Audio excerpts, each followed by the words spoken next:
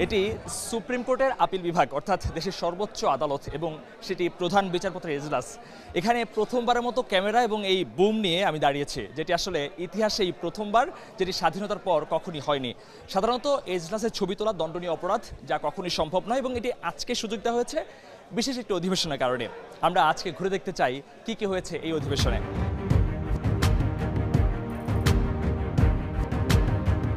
বিকেল 4টায় প্রধান বিচারপতি সহ আপিল ও হাইকোর্ট বিভাগের বিচারপতিরা এলেন এজলাসে। আসন গ্রহণের পর প্রধান বিচারপতির সভাপতিত্বে শুরু হয় বিশেষ অধিবেশন।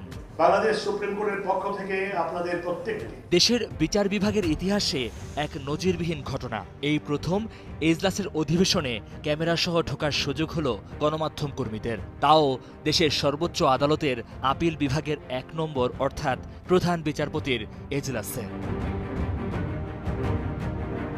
একপাশে করা হয় বিশেষ আসনের ব্যবস্থা, যেখানে আসন গ্রহণ করেন 5 সাবেক প্রধান বিচারপতি।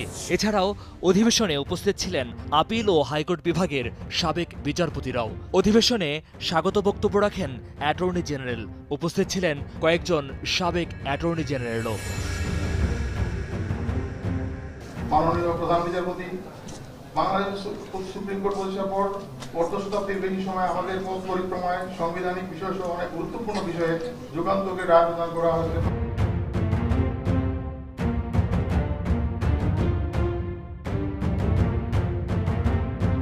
সম্প্রতি প্রধান বিচারপতির এজলাস কক্ষের নানা মাত্রায় সংস্কার সহ আধুনিকরণ হয়। প্রায় 2 মাস পর এজলাস কক্ষে পুনরায় বিচারিক কার্যক্রম শুরুর লক্ষ্যে বিশেষ বেঞ্চের মাধ্যমে অনুষ্ঠিত হয় বিশেষ এই অধিবেশন।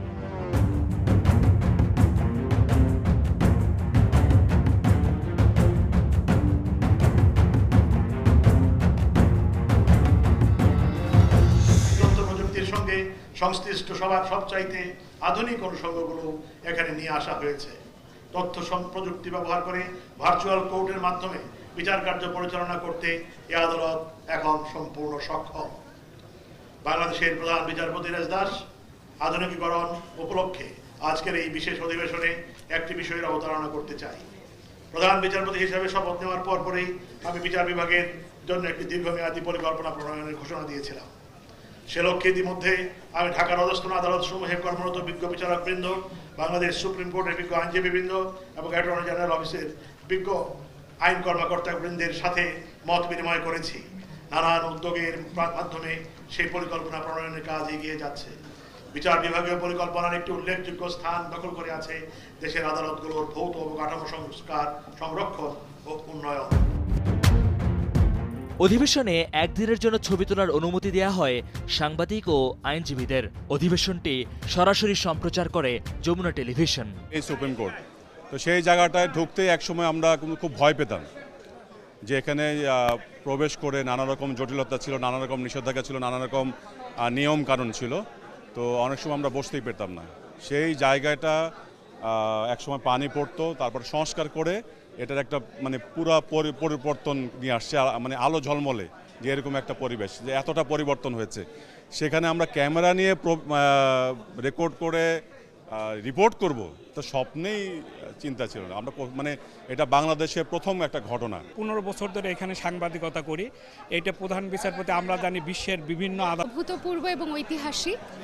আমার প্রায় 25 বছরের উপর সুপ্রিম কোর্টে প্র্যাকটিস করছি এবং এবার প্রথমবারের মতো সত্যিকার অর্থে বাংলাদেশের জনমানুষ আমাদের সর্বোচ্চ আদালতের একেবারে ভিতর মহলটা দেখতে পাবে। এই সুসজ্জিত, আধুনিক এবং ডিজিটালাইজড যে সর্বোচ্চ আদালত তা জনসমক্ষে আসছে। একটি অসাধারণ অনুভূতি এবং এই ঐতিহাসিক ঘটনার সাক্ষী হতে পেরে আমি নিজেকে ধন্য মনে করছি। আজকেও খুব ভয়ে ছিলাম, সন্তর্পণে। আসলে আমরা কি এই সুন্দর মুহূর্তটুকু নিজেদের জন্য হলেও ধারণ করতে পারবো কিনা, ক্যামেরায় ক্লিক করতে পারবো কিনা। প্রচার তো দূরের কথা, চিন্তা করছিলাম, কিন্তু তারপরও একটা ঘোষণা আসলো যে আজকের দিনের জন্য পারা যাবে। ভালো লেগেছে আজকে এরকম একটা নতুন ডেকোরেশনে, একটা সুন্দর পরিবেশে প্রধান বিচারপতি থেকে শুরু করে সব বিচারপতি জাস্টিস মহোদয়দেরকে আমরা পেয়েছি একসাথে, এবং এটা আমাদের খুবই আনন্দের। আজকের দিনটি আমাদের আইনজীবী অঙ্গনের জন্য অত্যন্ত আনন্দের দিন, কারণ এই ধরনের অপরচুনিটি আমরা আগে কখনো পাইনি। প্রায় 28 বছর আইন অঙ্গনের আইন চর্চা করছি, এর ভিতরেই প্রথম কোনো সাংবাদিক বিশেষ করে ক্যামেরাম্যানদেরকে ভিডিও করতে এই প্রথম সুযোগ দিয়েছে। যে আমি এখানে কাজ করি, এটা অন্যরকম অনুভূতি। এজলাস কক্ষের ছবি তোলা দণ্ডনীয় অপরাধ। শেষের দিকে প্রধান বিচারপতি ওবায়দুল হাসান বলেন, বিশেষ অধিবেশনের গুরুত্ব বিবেচনা করে শুধু এই দিনের জন্য এজলাস কক্ষের ছবি তোলা, ভিডিও ধারণের অনুমতি দেয়া হয়েছে। আজকের পর থেকে গণমাধ্যমে ধারণ করা এজলাস কক্ষের ছবি, ভিডিও ফুটেজ ব্যবহার করা যাবে না, আপলোড করা যাবে না সামাজিক যোগাযোগ মাধ্যমেও। তিনি বলেন, আজকের পর কেউ ছবি, ভিডিও প্রকাশ করলে সেটি হবে আদালত অবমাননার শামিল। প্রিয় গণমাধ্যমের প্রতিনিধিবৃন্দ, গুরুত্ব ও বিশেষত্ব বিবেচনায় আমরা কেবল আজকের অধিবেশনের স্থির চিত্র এবং ভিডিও চিত্র ধারণের অনুমতি আপনাদেরকে দিয়েছি। তবে ব্যক্তি উদ্যোগে সামাজিক যোগাযোগ মাধ্যম এবং ইন্টারনেটে এগুলো উপস্থাপন বা শেয়ার করা যাবে না। একইভাবে